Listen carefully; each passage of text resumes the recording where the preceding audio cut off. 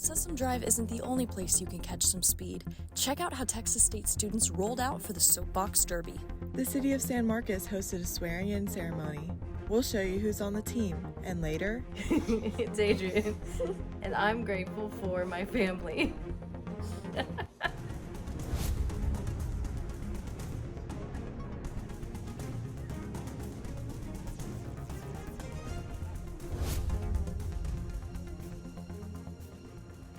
Hello and welcome to Bobcat Update. I'm Annabelle Elliott. And I'm Kaylee Crook. Thank you for joining us. This month, Texas State University celebrates 113th homecoming. Kings and queens were crowned, alumni filled the town, and the community shined in celebration. During Texas State homecoming, student-led groups come together and choose a representative to ride in the Soapbox Derby, earning points in the President's Cup competition. Out here in the Hill Country, these games can get pretty wild. Reporter Gavin Merchant was there. We're here today for the Texas State Homecoming Soapbox Derby. Behind me, we have racing contestants building their own vehicles to compete against each other. Part of the university's homecoming festivities, students in Greek life piled up on Wood Street on Thursday to watch the Soapbox Derby, where they got to see some winners and wipeouts. Other smaller spots with activities were set up near the drag track, including simulation racing games for those who'd rather go home with no bumps and bruises. This has been Gavin Merchant reporting with Bobcat Update. We'll have a bit more homecoming coverage coming up later. Our sports team will talk about the homecoming game and what's next for Bobcat football. By the way, the two teams scored over 90 points on Saturday, so stick around for that. San Marcos Mayor Jay Houston ran for re-election to a third term this November against challenger candidate Juan Miguel Arredondo. After the final votes were tallied, the election ended in a split of 58-42, with Houston defending her seat as San Marcos's incumbent mayor. The mayor and city council members were sworn in recently. Reporter Annabelle Elliott was there. I'm here at City Hall. In a few minutes, Jane Houston and Amanda Rodriguez will be sworn in. Mayor Jane Houston has been re-elected for a new term. You know, I used to do a bit of a speech after the swearing in, and this year I decided not to because I thought I'm going to give Amanda the stage this year. Amanda Rodriguez has been elected to serve in the San Marcos City Council, Place 6. Thank you. Thank you for your trust. For all those who helped in my campaign. Yancy, thank you for helping me hit all those doors. Receiving a majority of the votes in the general election, Houston was sworn in by her niece at City Hall on November 18th. Do solemnly swear that I will faithfully execute the duties of the office of mayor. Houston has been in office as mayor since 2018. Previously, she served on City Council, Place 4.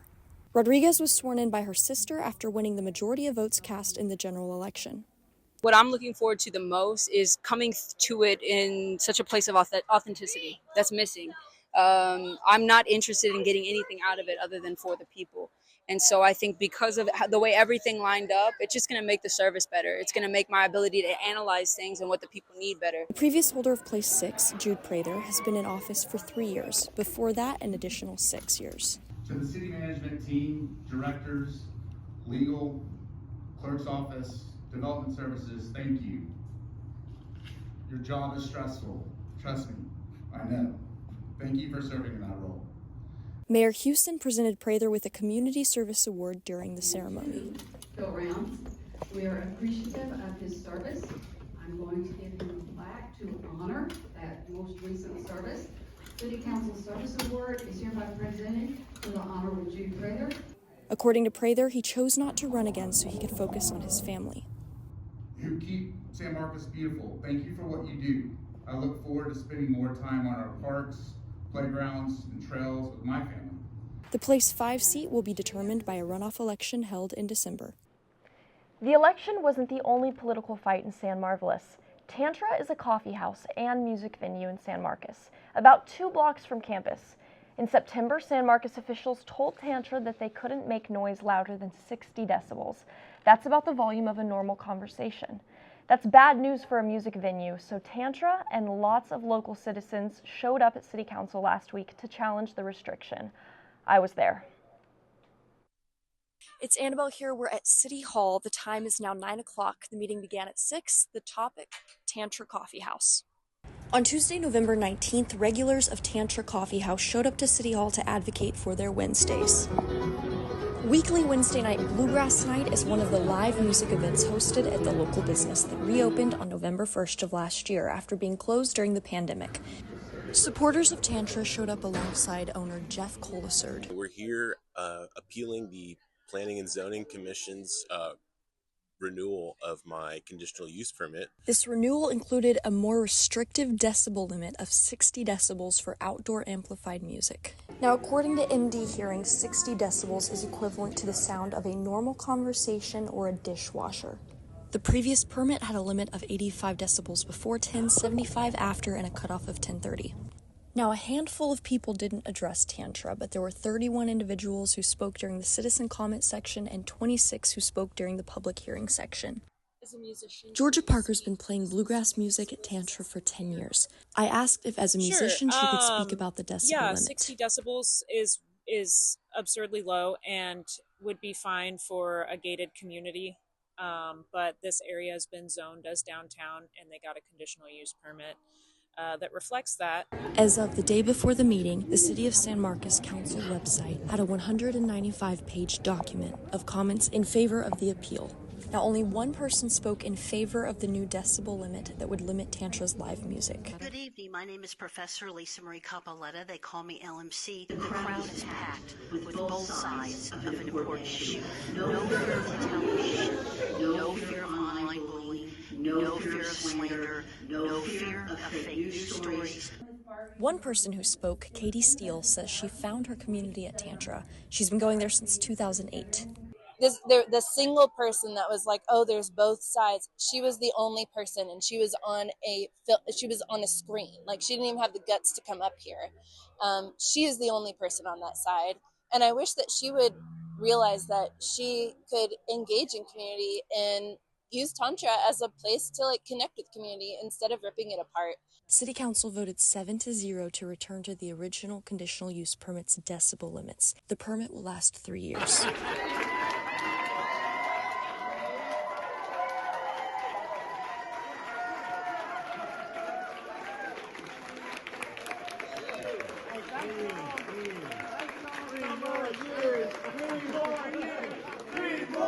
This is Annabelle Elliott reporting for Bobcat Update. There's lots of news in national politics as well. There have been many updates with President Trump's cabinet picks, which kind of reveal how he plans on treating the establishment in his second term. Scott Bessent makes the list first as pick for Treasury Secretary. Bessent is the founder of Key Square Group, a capital management company, and has worked with the president-elect during his campaign and fundraising. Next, Scott Turner is the choice for Secretary of the Department of Housing and Urban Development. According to President Trump, Turner, a former pro football player, will lead America in aiding distressed communities. Jeanette Nashawat is the choice for Surgeon General. According to Trump, the former host of Family Health Today will be a fierce advocate for preventative medicine and public health. Thanksgiving is still a week away, but some folks have already gotten together to celebrate. Friendsgiving is a tradition that sees fewer aunts and uncles and more of your closest friends. This is a look at some of our classmates' Friendsgiving meetups this week. They got together as friends to take part in a meal like any Thanksgiving. You might see your classic turkey, but also might be eating whatever your friends had in their fridge that day, or an old family recipe of their own food. It can be a melting pot of traditions shared together with your closest friends. Only this time, nobody's sitting at the kids' table. Another Thanksgiving tradition for many of us is Black Friday. The shopping institution is back, and so are the deals. Be sure to join us for our next newscast after Thanksgiving. Reporter Angelina Zaria is going to showcase Black Friday at the San Marcos outlet malls. Even if you don't set an alarm to get up and go shop, you won't want to miss our story. Coming up, the Bobcats are bowling. Our sports reporters Kobe Jackson and Davin Meredith break down how we became bowl eligible again and where the maroon and gold might be playing next month. And here at Bobcat Update, we share what we're thankful for. Stick around, and we'll see you in a minute. Prescription drug pricing points to corporate Freedom of the press is about your right to know. and Clark sheer athleticism. It's about your right to be informed. Today, there are real threats to press freedom reaching residential areas. and your right to know about the world around us. We must protect our right to know, no matter what kind of news is important to you.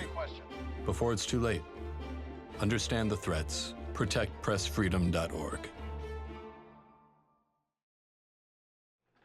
Welcome back to Bobcat Update. Texas State football became bowl eligible for the second straight season. It's a big deal because the Bobcats played in their first ever bowl game since they joined Division I just last year. Kobe Jackson and Davin Meredith are live in our Sports Center to talk about Saturday's game and the possibilities for a bowl game. Kobe? Thanks, Kaylee. The Bobcats are going bowling, clinching their 6th win in style, defeating Southern Mississippi 58-3. If you missed the high-scoring affair, I was there to get you caught up. It was a special weekend at UFCU Stadium as the Bobcats busted out the Southwest Texas uniforms for Throwback Weekend. The Texas State Bobcats are officially bowl eligible for the second year after looking off the University of Southern Mississippi Saturday in a dominating victory with a final score of 58-3. Jordan McLeod led the way with 4 touchdown passes in the game, and Ishmael Mahdi led with 2 receiving touchdowns of his own. Even Brad Jackson made his presence known as he threw for 1 touchdown pass himself. We talked to head coach G.J. Kinney in the post-game press comments on his thoughts about the game and the way his players played. It's awesome, and it's not just me. It's the administration, it's the players, it's the coaches, and everyone involved. It takes everybody to get to accomplish that. Back-to-back years, and it's just the beginning, and we're really excited where this thing is going, and it is special for sure. It's one of those deals. I think people lose sight of kind of what we're doing and how fast we're doing it. And I think that part's special. I think, a lot of expectations going into the year, rightfully so. And I think, tonight was special for our kids and for the university. And we want to make sure we celebrate that the right way. Last year, the Bobcats went to the First Responders Bowl in Frisco, Texas this year. Maybe a little different. They can end up possibly in either Louisiana or even in Orlando. But for head coach G.J. Kinney, it doesn't matter where we play as long as we get a victory. I think those guys are going to be locked in, ready to go, and we still have a lot to play for. And we're going to take it one week at a time, but I know our guys will respond. And I think the message has been playing for the seniors, playing for Parker. JoJo, has a personal family thing going on. We're playing for him, and just playing for those guys. And it's a special family, and we love one another. Playing for our coaches, playing for these seniors. This has been Gavin Merchant with Bobcat Update. From New Mexico to Fort Worth and even to the Bayou, the Bobcats' landing spot for a bowl game stretches across several states.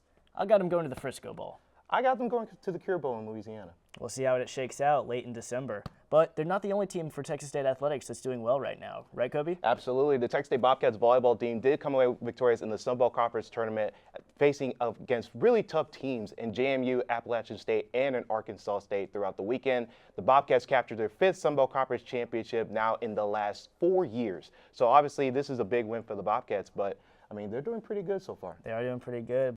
The Texas State men's basketball defeated the Ohio Bobcats 74-65. Tylen Pope was the leading scorer with 24 points and 10 rebounds for his first double-double of his Bobcat career. That's all the time we have for sports this week. Kaylee and Annabelle, back to you. At many homes during Thanksgiving dinner, folks take turns going around the table saying what they're thankful for. We decided to do that with the members of the Bobcat Update team, and it turns out we have a lot to be thankful for. I'm Davin, and I'm thankful for the San Marcos River, just because it allows me a place to fish, run, and also just hang out with friends. My name is Seth Aguilar, and I'm thankful for the opportunities I've gotten here at Texas State. Hey y'all, this is Destiny Venecia, and this year I'm most thankful for the opportunity to be a Texas State student. Hi, my name's Angelina Zaria, and I'm grateful for my family, friends, and my dog. I'm thankful that I got to come to Texas State and have a chance to earn a degree. I am really thankful for football. I can't forget about that one, and the Broncos. Hey, it's Michaela, and I am grateful for my gymnastics team. I found a community here, and I wouldn't be graduating without them. It's Adrian, and I'm grateful for my family. That's all we have for this edition of Bobcat Update. Thanks for joining us. Have a great Thanksgiving, and we'll see you next week.